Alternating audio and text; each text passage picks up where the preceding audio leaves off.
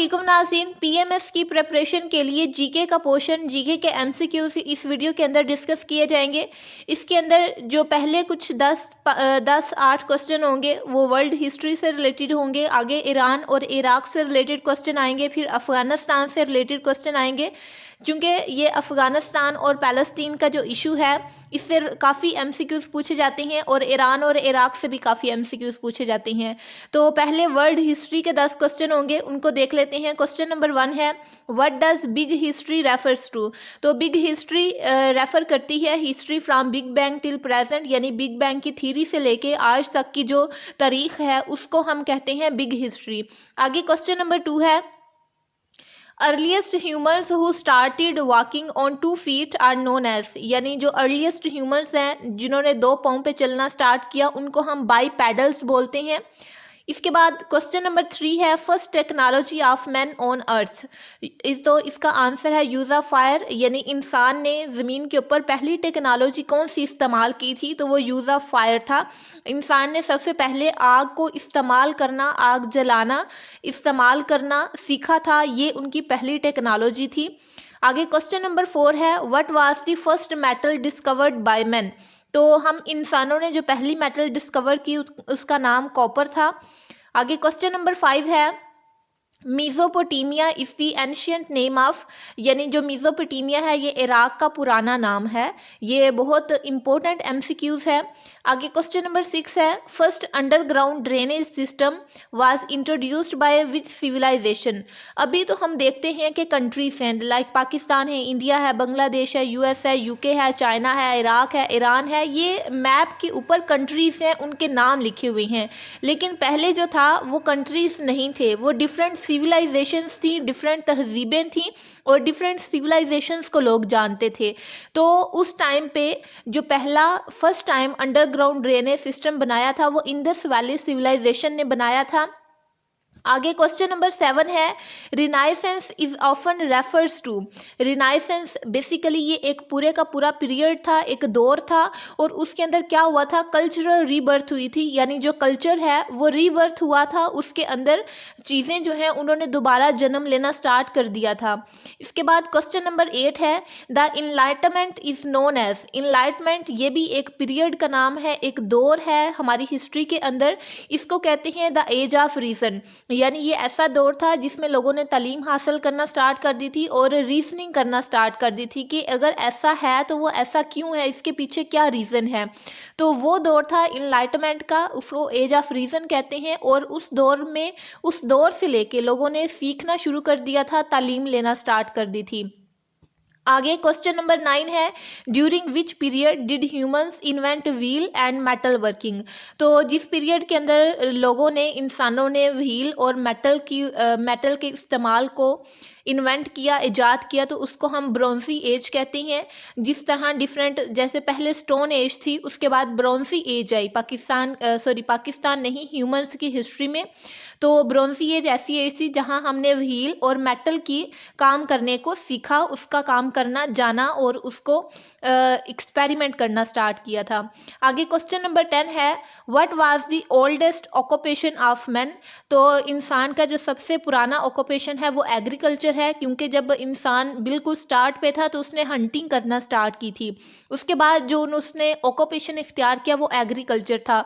ये हमारा basic culture है, ये बेसिक हमारा ऑक्यूपेशन है। इसके बाद नए नए ऑक्यूपेशन स्टार्ट हुए थे। आगे क्वेश्चन नंबर 11 है, which city is situated on the bank of tigris river. तो ये क्वेश्चन नंबर 11 आ गया है। आगे ये इराक और ईरान से रिलेटेड क्वेश्चंस हैं। Which city is situated on the bank of tigris river. तो ये बगदाद सिटी है जो इस रिवर के किनारे पे मौजूद है। आगे क्वेश्चन नंबर 12 है हमारे पास, the Iraq revolution in 1958 took place under which leadership. यानी इराक के अंदर 1958 में रेवोल्यूशन आई थी और उसको लीडर करने वाला कौन था, तो उसका नाम है अब्दुल करीम कासम। आगे क्वेश्चन नंबर 13 है, which dam of Iraq is known as dangerous dam of the world. तो इराक के अंदर एक मोसल डैम है जिसको दुनिया का ख़तरनाक तरीन डैम कहते हैं। इसके बाद क्वेश्चन नंबर 14 है, what was the time period of Iran Iraq war. Iran और इराक की वार हुई थी 1980 से लेके 1988 तक ये वार चली थी। आगे क्वेश्चन नंबर 15 है, by which country operation desert storm launched, यानी एक ऑपरेशन था जिसका नाम डेजर्ट स्टॉर्म है, ये यूएस ने लॉन्च किया था। आगे क्वेश्चन नंबर 16 है, the Emirates of Afghanistan was established in, तो इसका आंसर है पूरे 80 यानी पूरे 1800 के अंदर अफगानिस्तान के एमिरेट्स को इस्टेब्लिश किया गया था। आगे क्वेश्चन नंबर 17 है, the first Anglo Afghan war took place under which viceroy, तो ये वासराय लॉर्ड एलन बोर, इसका नाम आपने याद करना है। और यहाँ पे एक चीज़ आपको बताती चलूँ कि फर्स्ट एंग्लो अफगान वार भी हुई थी, सेकंड एंग्लो अफगान वार भी हुई थी, थर्ड एंग्लो अफगान वार भी हुई थी। तो जो बाकी सेकंड और थर्ड है उनके वो किस वासराय के अंडर हुई थी और उनका टाइम पीरियड क्या था, उनकी डेट क्या थी, वो आपने इस वीडियो के कमेंट में बताना है। आगे क्वेश्चन नंबर 18 है, who was the last king of Afghanistan, तो अफगानिस्तान के लास्ट किंग का नाम ज़हीर शाह था, क्योंकि अफगानिस्तान में जब बादशाहत का निज़ाम ख़त्म हुआ तो वो कंट्री बना था, तो लास्ट वाले किंग का नाम ज़हीर शाह था। आगे question number 19, the Soviet union awaited Afghanistan, यहाँ पे अवेडेड आना है, नवेडेड नहीं, यानी सोवियत यूनियन ने कब अफगानिस्तान के अंदर अवेड किया था, तो वो डेट है 26 दिसंबर 1979। आगे क्वेश्चन नंबर 20 है, when Taliban formed the government first time in Afghanistan, ये अफगानिस्तान से रिलेटेड क्वेश्चन हैं, जैसा कि मैंने आपको वीडियो के स्टार्ट में ही बता दिया था कि ईरान इराक के बाद अफगानिस्तान से रिलेटेड क्वेश्चन आएंगे। तो अफगानिस्तान वाले टॉपिक में से तालिबान और अफगानिस्तान के अंदर जितने भी ये वाला जो टॉपिक है ये बहुत इंपॉर्टेंट है, इसमें से काफ़ी MCQs पूछे जाते हैं।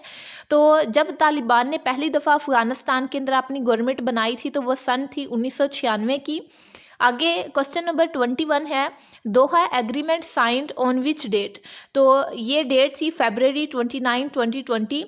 एक तो आपने ये याद करना है कि दोहा एग्रीमेंट है क्या था, ये किन दो स्टेट्स के दरमियान, किन दो कंट्रीज़ के दरमियान हुआ, या फिर ये किन दो एंटिटीज़ के दरमियान हुआ और इसकी डेट क्या थी। आगे क्वेश्चन नंबर 21 है, which two parties sign Doha agreement, यानी किन दो पार्टीज़ के दरमियान ये एग्रीमेंट हुआ था, तो USA और तालिबान यानी अफ़गानिस्तान के अंदर जो हुकूमत थी तालिबान की उनके दरमियान और USA इन दोनों के दरमियान ये दोहा एग्रीमेंट हुआ था। आगे क्वेश्चन नंबर 23 है, what was the longest war for the US, तो US ने जो अफ़गान वार लड़ी वो उसकी US की हिस्ट्री में सबसे लॉन्गेस्ट वार थी। आगे क्वेश्चन नंबर 24 है, on 2 November 2011 an organization was established to discuss peace and stability of Afghanistan called, यानी नवंबर 2, 2011 के अंदर एक ऑर्गेनाइजेशन इस्टेब्लिश हुई थी जिसने अफ़गानिस्तान का स्टेबिलिटी और उसके पीस को डिस्कस करना था, उसके पीस को देखना था, तो उस ऑर्गेनाइजेशन का नाम है हार्ट ऑफ एशिया।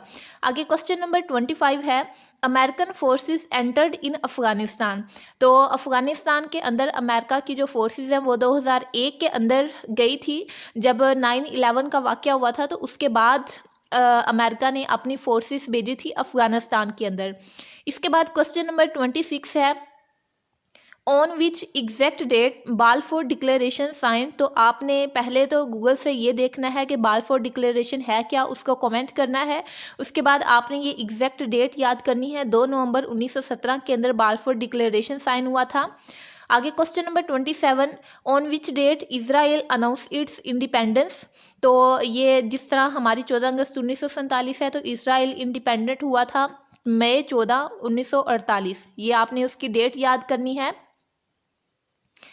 ये हमने देखा है क्वेश्चन नंबर 27। आगे क्वेश्चन नंबर 28 है, who was the first prime minister of Israel, तो ये इसका आपने नाम याद करना है।